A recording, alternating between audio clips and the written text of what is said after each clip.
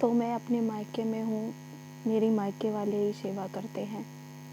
मेरे पिताजी भी एक्सीडेंट में उनका पैर खराब हो गया था, तो वो वॉकर लेके चलते हैं। मेरे घर की स्थिति सही नहीं है, दुख में, गरीबी में बीत रही है, लेकिन फिर भी मैं अपने मायके में हूँ। बहुत दुख झेले। एक दिन लगने लगा कि अब ये दुनिया में मेरा कोई नहीं है, सब व्यर्थ के रिश्ते, मर जाना चाहिए मुझे। मैंने ऐसा सोचा। ऑनलाइन जहर ऑर्डर किया 8 दिन पहले। उसके बाद 8 दिन के बाद ठीक जनवरी के महीने में सर्दियों में रजाई में लेटी थी, फ़ोन चला रही थी, रोए जा रही थी। अचानक से मुझे प्रॉफिट टीवी जेसुआ का वीडियो मिला। उस वीडियो में मैंने प्रार्थना की देख के कि सच में व्हीलचेयर वाले भी चलाए जाते हैं। मैं देख के एकदम पागल हो गई कि अब मुझे एक होप मिल गई कि मैं चलने लगूंगी।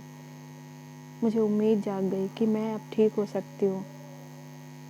फिर मैंने प्रार्थना करी उसी वक्त कि जो भी संसार की कोई भी शक्ति है, जो ईश्वर है, जो पवित्र है, वो मुझे ठीक कर दे, मुझे बचा ले। फिर मैंने दुआ करी कि काश इंडिया में कोई ऐसे प्रॉफिट होते जैसे ऑस्ट्रेलिया में टीवी जेसुआ हैं। फिर अचानक से प्रॉफिट विजेंद्र सिंह मिनिस्ट्री का वीडियो मेरे पास आया और फिर मैंने 3 महीने उन्हें फॉलो किया। 3 महीने फॉलो करने के बाद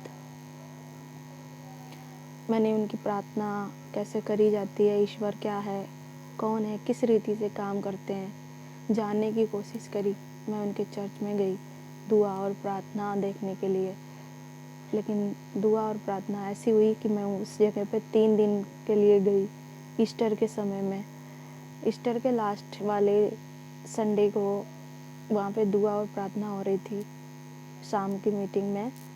तो एक लेडीज़ थी शशि, छत्तीसगढ़ की, उनके पति ने मुझसे व्हीलचेयर मांगी। उनकी व्हीलचेयर कोई ले गया था।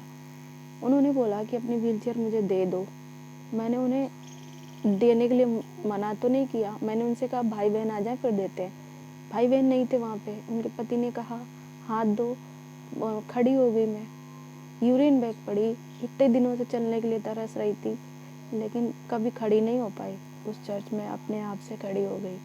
खड़ी होने के बाद में मुझे इतनी खुशी हुई, आसपास के लोग को देखकर चकित हो गए कि कैसे खड़ी हो गई। तो वो यीशु मसीह के नारे लगाने लगे, हालेलुया हालेलुया।